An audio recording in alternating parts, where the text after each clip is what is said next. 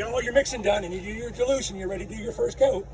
Go around and pre-treat all the columns that you didn't get taped and papered off correctly, which you should have done, but no one does. Because what do you do in Florida? I don't know how many screen enclosures I've done in my life with spray deck.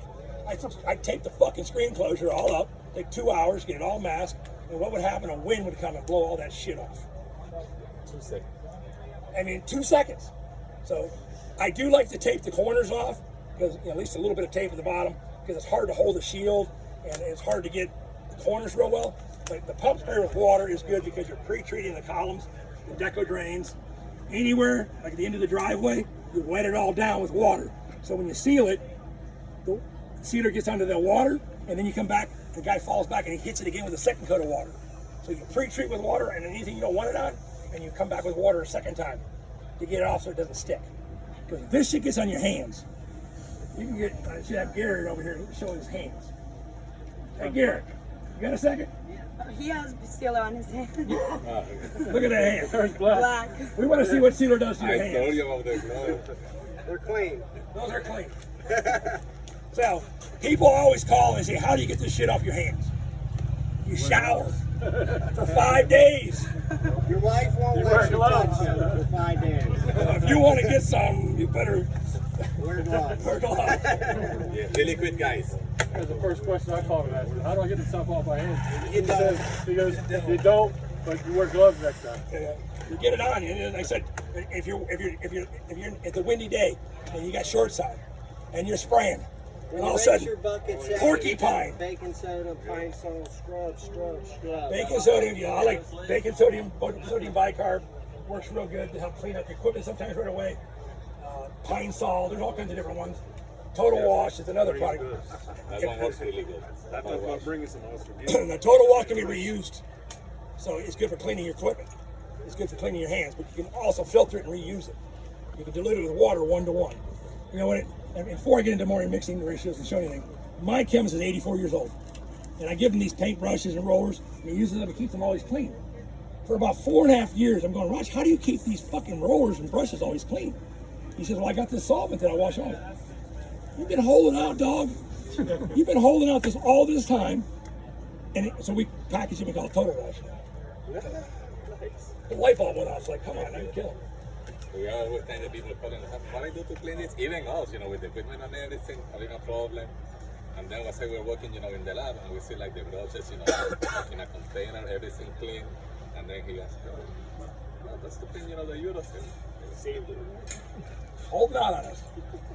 But going back to the mixing ratio, 4 parts of A, 1 part of B. That's 5 total parts mixed. The dilution ratio would be 2-to-1. So 2-to-1 means 10 on the first coat. Second coat will be 1-to-1. So you have 4A, 1B.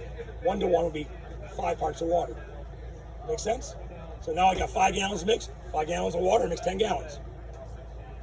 First coat's 15 gallons.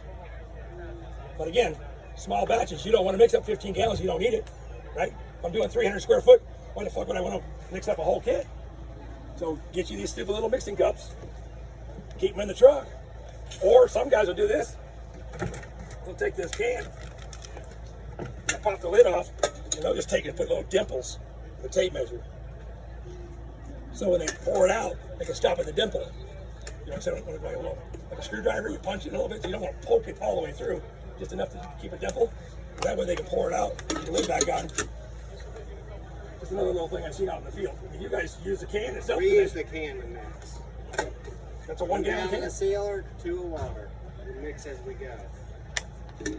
You get ready to do your tent, you're going to do all your tent right ahead. And then you're going to mix out of that to activate it.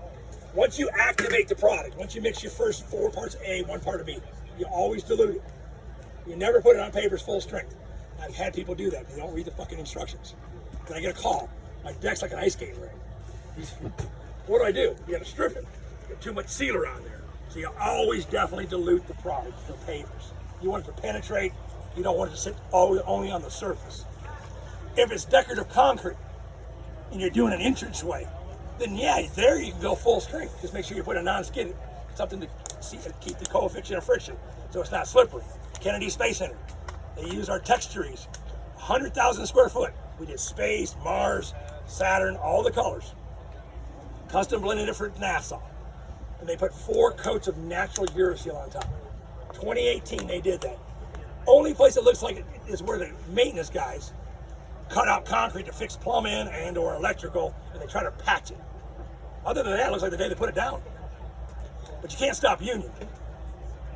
The union guys, you know, you're like a city worker with a vest.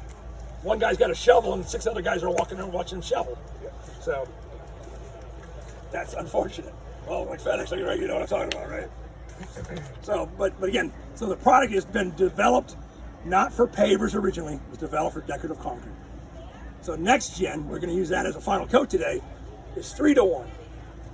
So this is a 6-gallon bucket. So the cradle will fit in there. 4 gallons is down here. Part B sits in here. The next gen is a 3-to-1, so it's a 5-gallon bucket. 3 gallons of A, higher solids, 1 gallon of B. Same B, but it's just a different part A. It's a little different chemistry. Now you take it from 45.5% to 56.5%. But here's the key thing with chemistry. Remember, my chemist is 84 years old. You maximize, you have to with any formula.